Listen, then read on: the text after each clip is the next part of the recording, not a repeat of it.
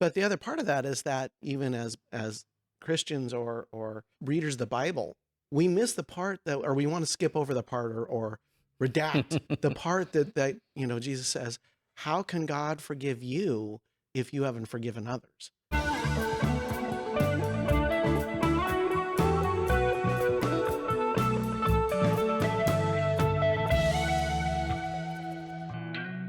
Welcome to Resisting Pretense, where we're having honest conversations about a life of faith in modern culture. And we hope to sharpen your thinking and inspire faith-infused conversations when you're not listening to us. If you are not watching us online, you really need to see Tom. He's kind of like directing this like he's doing an orchestra or something. It's kind of entertaining. Yeah, if you confine my hands, I lose the ability to speak. Which is somewhat lost in an audio podcast, but it is what it is. But it entertains me, so I appreciate it. Today is the first episode not unofficially sponsored by Diet Coke because we ran out and haven't gone to the store. So it's still unofficially sponsored. We just don't have the... I don't know if we could say that's unofficially sponsored if there's no Diet Coke present. Today's episode is unofficially sponsored by coffee. It's a little chilly here in Yuma, so a little bit of coffee's not bad today. Yeah, most people would laugh at that comment. We have summer temperatures of sometimes up in the 120 degrees, and so we think 70 degrees is a little chilly in the winter. I beg to differ. It's gotten down into the 30s this year, so I will. Yeah, in the middle of the night. Well, doesn't matter when, it still made it there, which is uncommon for Yuma for the most part. It was 46 degrees when I walked my dog this morning. Good for you. Yeah, good stuff. All right, well, today we're going to talk about forgiveness because it is a dying thing in our culture, and that's the connection to our culture. I think conflict as a whole, particularly conflict resolution skills, are dying in our culture. You had a great way of describing our culture's view of conflict. Go ahead. I made the comment that we're quick to being offended, but we're not quick to forgiveness, and it's kind of opposite of what Jesus taught us, as we are to be quick to forgive, and slow to anger. Yeah, and I feel like we're all about looking for an opportunity to be offended in our culture. Well, and we miss that part that so much of conversation is really not personal. It's my opinion. It's what I see things happening. But people take it to say that, whatever your thought is offensive directly to me. And it kind of goes back to a conversation about, and I think it was on a previous podcast where we talked about that words are violent. Well, that's a perception. That's not a reality. Right. But forgiveness is a reality. Forgiveness is something that has powerful effects in the lives of people. To be fair, there are violent words. I mean, there's verbal abuse, but I think that the fair exchange of ideas does not constitute verbal abuse. Just because I disagree with you isn't abuse. Well, there's a difference between fighting and a discussion. Right.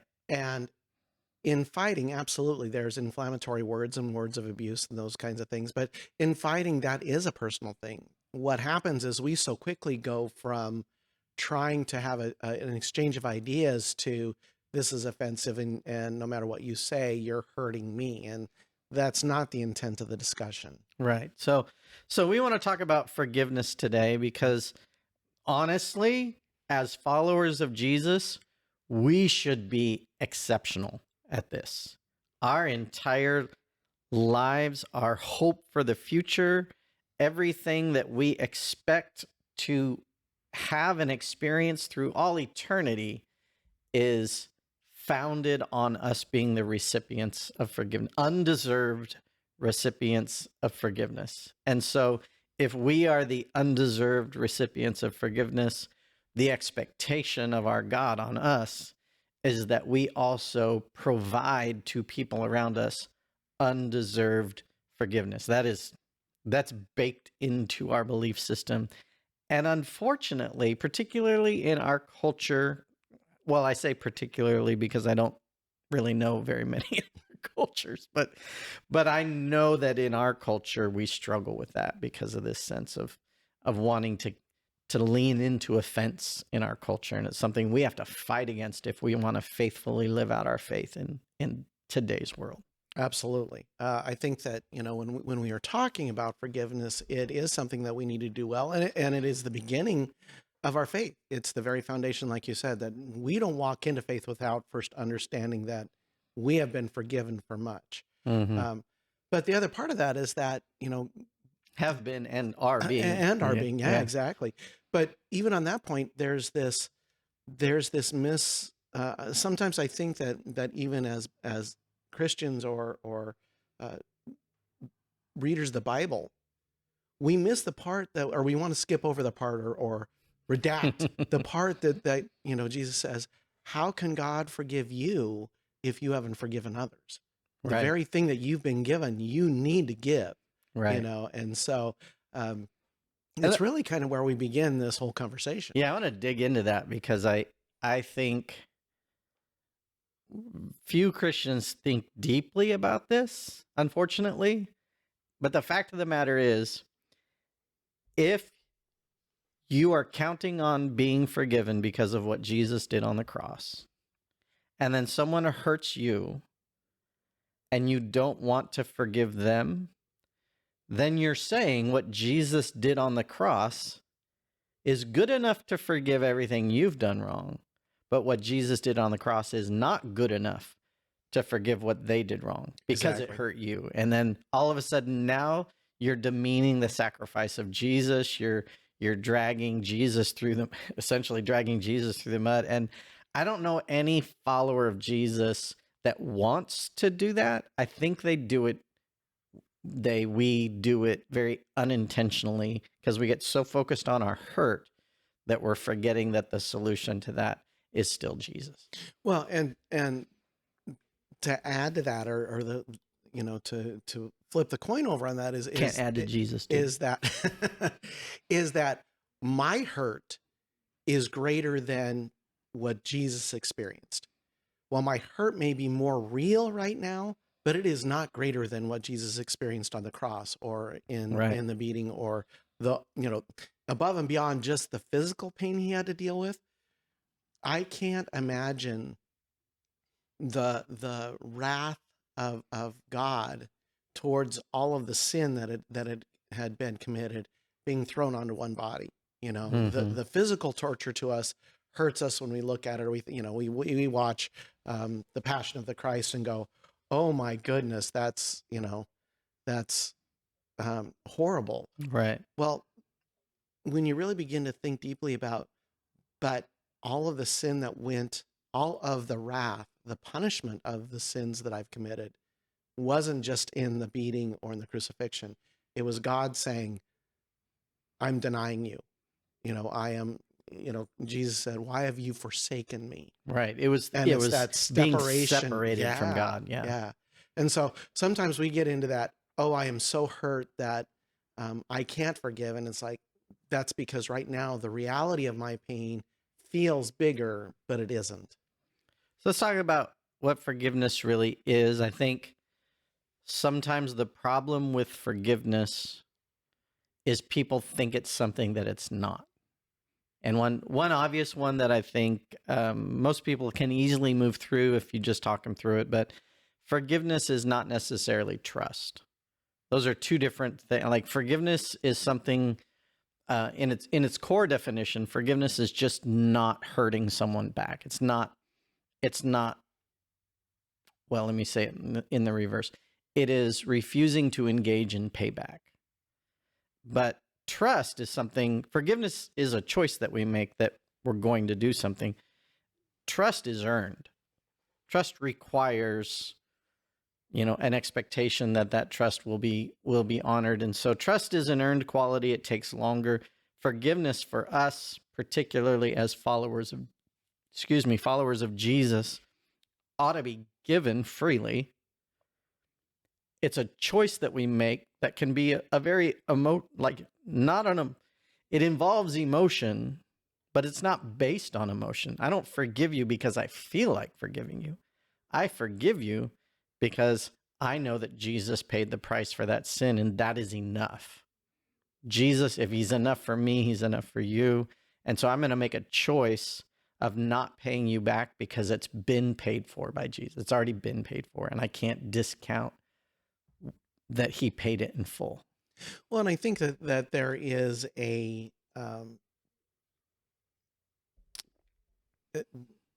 misnomer might be the best word for Okay. it, but to the thought that if I forgive, then I don't have to remember it. We need to return back to the same relationship it was. Nothing has changed.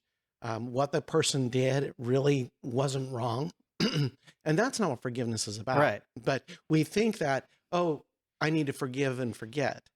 Well, there is some truth to that, but not complete. There's not a biblical value that says you forgive and forget. And really, when we talk about forgiveness, it's not excusing what they did. Right. It's not saying, oh, it's fine. It's not fine. It was hurtful. And what you did was wrong. But I'm just not going to try to hurt you back. Right. Right. I've given up my right for judgment and giving that to Jesus. So you got to go deal with Jesus because I'm releasing that to Jesus. So and if you if you want to be absolved from it, then you got to do your business with Jesus, right? Because he's willing to absolve you from it because he paid the price. It's kind of like if you owed me $20 and do I owe you $20? I don't know. I hope so. You owed me $20 and then Jesus paid me the $20 and you went to Jesus and you're like, oh, that was my debt. I guess I owe you $20 and you and Jesus got to work out whether you need to pay Jesus because he paid me.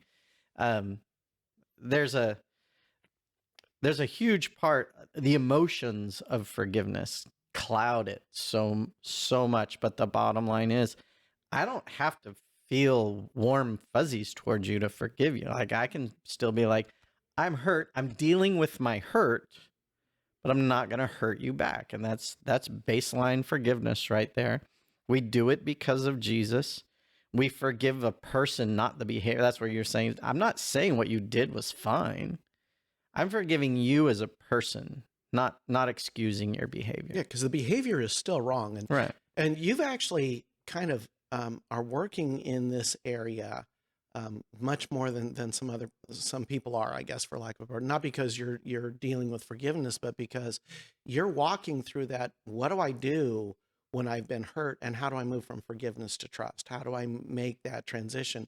And that begins with that whole idea that you have to forgive the person, but you're not forgiving. Right. You're not justifying what the action was or the behavior was. Yeah, I'm kind of deep in the weeds on this. I'm writing a lot about it. I think I'm probably working on it. Well, not I think I'm working on a book that I think is worth writing. First thing, I felt like I had enough grounding in to really write something with substance and meaning, because this is so hard for people. And so, you move. Forgiveness is it's one thing. Trust is another thing, and it's earned. It involves risk. It's a whole nother thing. But I think we could talk more about the asking and receiving part of forgiveness, because these are skills. These are not like just something that you just throw out there. There's a better way to ask for forgiveness. There's a good way to ask. There's a good way to receive. And if it's done well, there's this beautiful release of the emotions that are clouding everything. I'm not saying they completely go away, but definitely you can help process those emotions just in the way that you ask and in the way that you receive. And whether I'm asking or receiving forgiveness, this is really kind of the one area that is all about me. Because if I'm holding on to something that I need to ask for forgiveness, I have placed myself in a prison. I've bounded myself and can't release it until I ask for forgiveness. Or if I need to receive forgiveness, if I don't receive it, I again have placed myself in bounds that can't be until I release it. And so when we talk about asking and receiving, we do it um, for the other person, but for release of ourselves. That's To yeah, that's huge. The I know people who feel like they're punishing someone by not forgiving them. You're mostly punishing yourself. Yeah, Like the other person probably really doesn't care or doesn't know. doesn't may not know how much you're dwelling on it and how much you're stewing on it, and how much, like, every glance their way is a dagger of hate, or whatever, anger, frustration, and they're just, for the most part, clueless that you're in this prison of unforgiveness. And it's it does so much more for us when we release all of that into Jesus' hands. Oftentimes, what we find, or what I have found, is that when unforgiveness is festering in somebody, it leads to avoidance and even to a point of being separated from other people. Right. And so, you know, yeah, there's the daggers in there, but really it's that separation of relationship. Yeah, and it can spiral. It can spiral, affect so many other things in your life. Absolutely. So let's talk about. I'm inclined to go on the asking side first. Is that, you good with that? I'm good with that. Okay. So I think there's some really obvious steps to asking. Well, I say obvious, maybe proper is maybe the better way to say it. There's some proper steps to asking for forgiveness. The first one, I didn't write this in our notes, but I was having this conversation. The first one, with having this conversation with someone else, the first one is to actually ask permission for the conversation. I think is a meaningful step, because sometimes we want to ask for forgiveness for something that we've done, and the person that we need to talk to is not ready for the conversation. And when we demand that they do it on our timetable, we're saying your state of mind is not important to me. That's not okay. You're just compounding the problem. So I encourage people to say, hey, and there's a really artful way of doing it. You can say, hey, I owe you an apology. Could we have that conversation? Yeah. I'm gonna step you back one more. All right. Because I think it's huge that we go to the Lord first about this. Oh, bring that up. but I think, at least for me, when I have had to step into and asking for forgiveness or seeking forgiveness, there oftentimes my stomach is turning upside down and torn up, and when I take it to the Lord and go, okay, I need the words, I need the direction. I need to know where I've done wrong. I need to know where to ask or seek, or keep me humble. Keep me humble. Yeah, it's a prayer of and a prayer of appreciation, of like, God, I know you've forgiven me for this, but I need to do the work to ask forgiveness from this person that I've hurt. Well, and being able to say, Lord, the reason that hurt took place is because there was some kind of a, using it loosely, a love between those two people. Yeah, there's some kind of relationship. Yeah.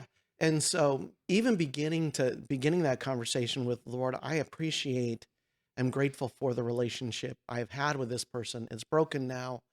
My desire is to seek forgiveness or to extend forgiveness. Help me to do that well. Keep me humble. Right. Those kinds of things. And then step into that, the whole idea of, I need to seek, forgiveness, or I need to give you an apology, or, whatever that looks like. Can we have that conversation? Yeah, it's funny. So many of these words to me are very, very specific. I like using the phrase, I owe you an apology, because I think it speaks into that person's emotions. They feel like you owe them an apology. And when you use that language, you're acknowledging, even in that simple second step, go to God, and then you go to them and ask, hey, I owe you an apology. In their head, they're like, darn right you do. And so that's a great way to introduce that. It's not a right or wrong, but I just think there are more skillful ways to to express these things, and that's one of those little nuanced skills of, hey, I owe you an apology. Could we have that conversation? And I think just like there are inflammatory words, there's diffusing words. Mm, And good that's a word. Yeah, diffusing word. yeah. And that the asking of forgiveness is a diffusing. It's a whole the whole conversation is diffusing. You're trying to diffuse their anger, their hurt, their frustration, um, and yeah. So then the next thing, you go to God. You ask for the opportunity. Once you have that opportunity, I the first thing I would do is express. I know that I hurt you this way, and you express, I see what I did, and it demonstrates to that person that you're not just saying, hey, I'm sorry you were hurt, which is kind of snarky and snide. I'm sorry you're so oversensitive, um, but you're saying, I recognize how I hurt you. And often, if I'm uncertain, or if I'm not sure I understand all of it, I'll say, I know I hurt you, like that you felt this, I said or did this, and you felt this way. Is there any way that I hurt you that I haven't even seen? Like, are there other factors that I'm not aware of?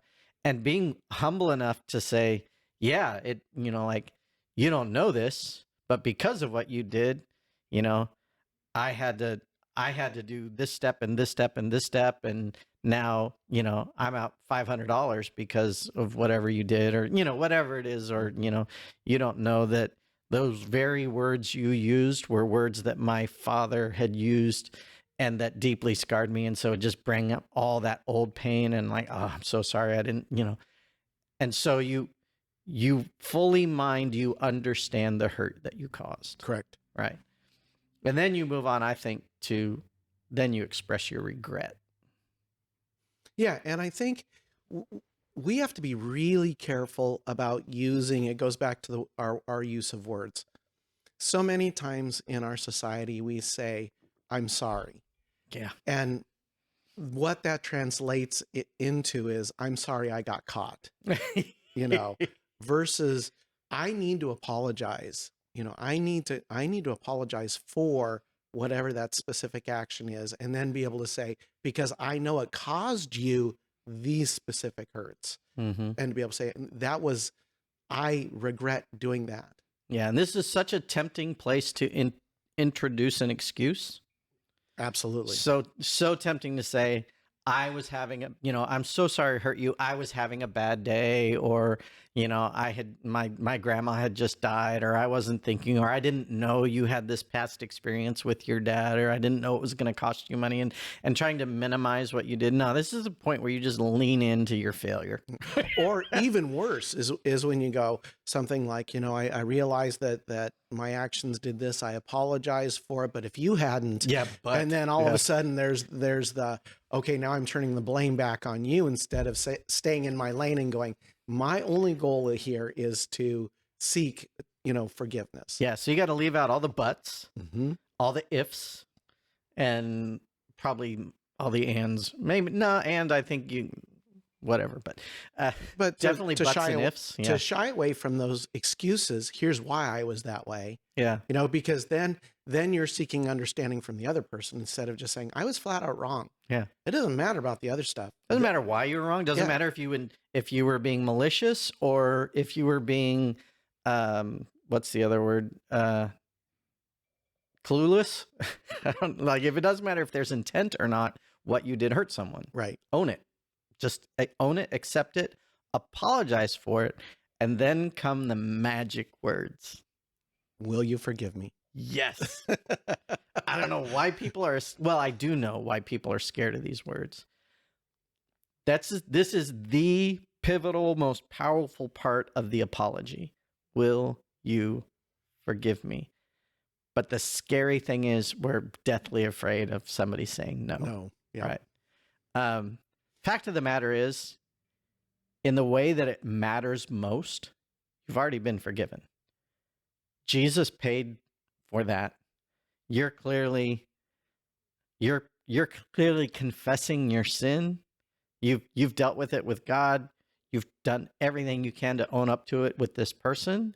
You are forgiven in the way that matters most. But I think we're always afraid that this person's going to say, I can never forgive you.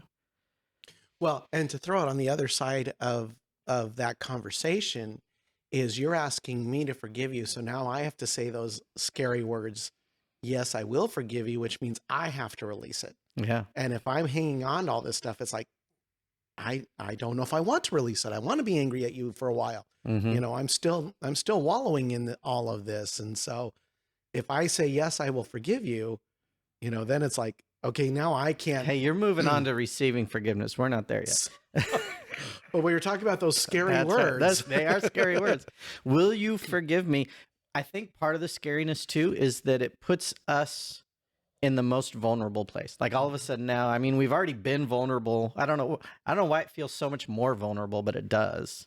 It's vulnerable to say, hey, I understand how I hurt you. I understand, not like I deeply regret it, but you're still in charge of the conversation there. But you're losing control of the conversation when you say, will you forgive me? Yep. And they have the chance to just say yes or no. But you've got to entertain, like, what's the worst case scenario? If they say, no, I won't forgive you, the ball's like, you've done everything you can at that point to try to repair this and acknowledge it. And as far as God is concerned, like, you are absolved. You're forgiven by God. You're absolved of this in terms of like, you've made the effort. Now the ball is in their court. So really, it's the only way you get to the point where you can let it go as the offender, as the person responsible for the hurt. That's how you get your release. Like you've said, will you forgive me? And well, and even if they do say no, you still have the ability at the end of that to go back to God and said, okay, God, I've done my part. And so I'm going to leave it in your hands now. And pray you help them to deal with it. And then I think there's a nice follow-up that we can, with Lord willing, they say, yeah, I forgive you. Like, I'm still hurt. I'm still nursing the hurt, or I'm frustrated, but I'm going to forgive you, as hard as that is. And then I think it's on us as the offender to say, is there anything I can do to resolve it? How can I make it right? Can I make it right? If it costs them money, I may not have it all right now, but I can start paying you back if that would help resolve this. I'll start paying you back. If it's just a matter of, for example, if you took someone's name and their reputation through the mud, and then you say, how can I make this right? Well, I'd really appreciate it if you went to the people you talked to and explained that you really were in the wrong and help restore my reputation, or whatever it is. But there's ways often that we can minimize the damage we caused if we're willing to have the humility to do that. There's this beautiful picture of this in the Gospels where Jesus is talking to the tax collector, and they're at his house and he says, I am going to give back all of the money that I have extorted from people, and I'm going to give them an extra percentage, to say, this is how I can make it right to you, is to give you a little extra back. And there's just this humility about that says, not only do I see that I'm wrong, but I want to make it more than right. I want to make it more than just, that what I took from you, I'm going to give you a little extra back. And I just think there's this, when we say, how can I make this right? We need to be ready to make it right. Absolutely. There's got to be an attitude of, there can't be an attitude of, that's too much, or no, I can't, it's got to be, this is important to me. I'll do what I can. And sometimes it's impossible. Like sometimes you've cost somebody more than you can replace. You've broken something that can't be fixed, and you have to do whatever you can and accept that sometimes there's damage you can't repair. Yeah, I mean, because if you said to me, how can I make this right, and I'd say, I want you to go off and die, that doesn't make sense. Yeah. That's That may be where my anger is, Right. but that's not realistic, and that's Yeah. not. Um, and the question supposes that if you've gotten to that point that they have said yes, I will forgive you. Right. You know, so Yeah. So that is the art of asking for forgiveness. What about the art of receiving an apology? boy, that one's difficult because sometimes, not all times, but sometimes it's unexpected. Hmm. And so when someone's coming to you saying, "Hey, can I need to apologize to you," or and I forget the words that you used already. See how lack of artistic I I owe am. you an apology. I owe you an Yeah. apology. It catches you off guard. Hmm. And so now I've got to go into this different mode, or the person needs to go into this different mode about, okay, can I walk into this conversation? So part of that is being willing to say either, yes, we can have that conversation, or to be able to honestly say, no, I am not ready yet. I know this needs to happen. I know we need to have this conversation, but I'm not in a place that's good for Yeah. this. And I think in order to honor the vulnerability that someone did to express to ask you, the ideal thing is, the art of it would be, ooh boy, I wasn't expecting that. Not in this moment, but how about tomorrow, or how about next week, or like put a time on it, Right. so that you're not just dragging. Because what happens is when we leave it indefinite, what we're really doing is just trying to make them stew. I mean, often, maybe not always, but I think often the dragging it out is just a way to punish them, and that's not our responsibility. As followers of Jesus, our responsibility is not to punish them. It's to get to this place where we can ask and receive forgiveness and move on with our lives. And if it's a minor offense, it might be a real quick, yeah, we can have that conversation right now. Yeah. If it's something major, then again, it goes back to our first step in the last one. Oh, this Hmm. person's coming. I need to go to the Lord on this one because I'm not there yet. I'm Right. not. So, God, you and I need to have a conversation about this. Yeah. And then, so in that first step, same first step in receiving an apology is if you go to God first and you recognize that, okay, Jesus, I know that when you died on the cross, you paid for this very sin that hurt me, and I know I need to express forgiveness to them. I know that's because you paid for it, and I need to honor your sacrifice, even as much as I'm nursing my own hurt. And so that's the humble part of being in as the recipient of an apology. Like, if you do business with God beforehand, you're in a much different place. Right. It's not about whether they deserve your forgiveness or not. It's about whether you're going to be willing to express it based on what Jesus did for you. Right. And then this is my favorite part of receiving an apology is if I've done that step, when they ask me the question, hopefully they do. Very few people actually use the question, will you forgive me? But if they do, then I can just look at them with a sense of satisfaction. I think an appropriate sense of satisfaction, and say, you know what? I've already forgiven you. But I will tell you now, you are forgiven. And I might say, I'm still kind of working through this hurt. I don't know if I'm ready to trust you in this area right now, but I'm not going to try to hurt you back. I'm not going to shoot you dirty looks. I'm not going to bad talk you to other people. I'm going to do the best I can to just move forward. And I'm not going to work at avoiding you. I'm not. And it's really that idea of if I extend that forgiveness, that I am not going to dwell on it. It's not going to be a piece that's going to overwhelm my life. I choose not to dwell because I have already given you to Jesus. So I have other things to take the place of doing that. Right.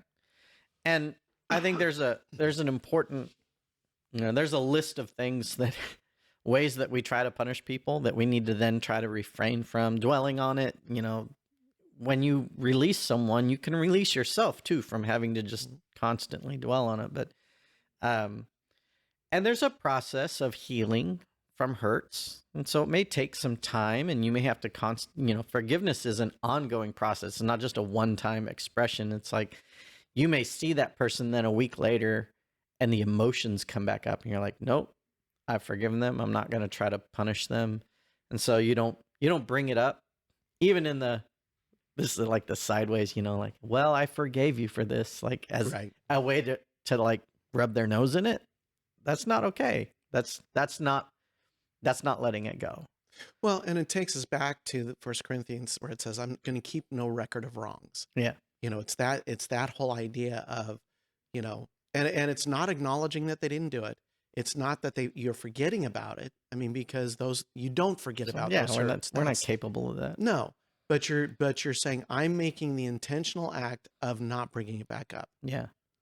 And to an extent, I'm not going to let it interfere with our lives moving forward. Now, there's an appropriate place because as we mentioned before, for boundaries, because trust has to be earned. So if somebody hurt you in a way that fundamentally broke trust, like I don't trust them um to not hurt me in the same way again. So maybe you don't put yourself in the same situation with that person, not as a punishment, but until you're convinced that they have grown in their own life and aren't going to hurt you in the same way.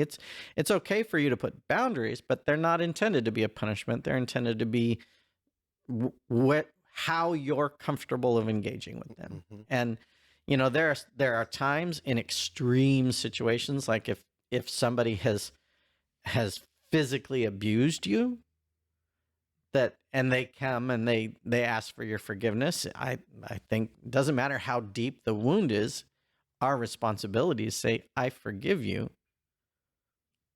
but there's a boundary now. Like I need to not be around you. I am fearful in your presence because I don't trust that I'm not going to get hurt again. And so, like if there's an abuser, if you were abused as a child and you're like, no, I need to go through my life without this person in my life, not as a punishment, but as a matter of my own personal safety. That's okay. That's part of the consequences of our actions. If we're an abuser, that we may sacrifice the opportunity to maintain some relationship. Right.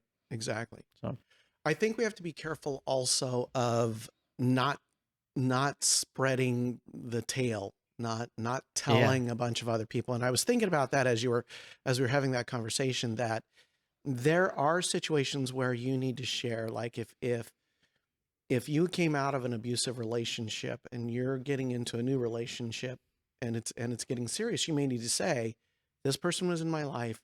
There needs to be, but it's factual. It's not hurtful. yeah, it's If not that makes intended sense. to I've hurt. forgiven them. I choose not to have them in my life. Yeah, That's different than running around going, oh, let me tell you what so-and-so did to me. right. And they sought forgiveness and I gave it to them, but I wanted you to know that you need to be careful.